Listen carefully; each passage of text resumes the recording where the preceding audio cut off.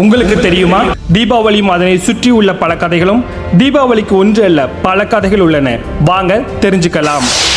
தீபாவளி என்றாலே நமக்கு தெரிந்தது நரகாசுரன் கதைதான். ஆனால் வட இந்தியாவில் தீபாவளி கொண்டாடுவதற்கு பல கதைகளும் வரலாறுகளும் கூறப்பட்டு வருகிறது. இதில் ஒன்று, வால்மீகி ராமாயணத்தில் ராமர் ராவணனை கொன்றுவிட்டு அயோத்திக்கு திரும்பும் போது அமாவாசை இரவு.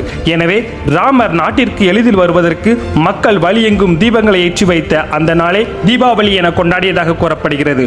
மற்றொரு கதை, இஸ்கந்த புராணத்தில் பார்வதி கேதரா கௌரி விரதம் முடிந்ததும் சிவன் பார்வதியை தன்னில் ஒரு பாதியாக ஏற்று அர்த்தநாதீஸ்வரர் உருவம் எடுத்து ஜோதியாக மாறினால் தீபாவளி என்ற கூற்றும் உள்ளது. அடுத்ததாக மகாபாரதத்தில் பாண்டவர்கள் போரில் வெற்றி பெற்று தங்கள் நாட்டிற்கு வந்தபோது மக்கள் தங்கள் வீடுகளில் விளக்குகளை ஏற்றி வரவேற்று கொண்டாடிய நாள் தீபாவளி என்கின்றனர். இவைகள் மட்டுமில்லாமல் சமணர்கள், சீக்கியர்கள், புத்த மதத்தினர் என இவர்களும் தங்கள் மதத்திற்கு ஏற்ப பல கதைகளும் வரலாறுகளும் கூறுகின்றனர்.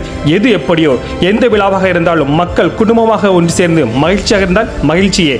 அனைவருக்கும் தீபாவளி நல்வாழ்த்துக்கள். இது போன்ற 1 மினிட் இன்ஃபோக்கு நம்ம பேஜோட இணைந்திருங்க. மறக்காம ஷேர் பண்ணுங்க.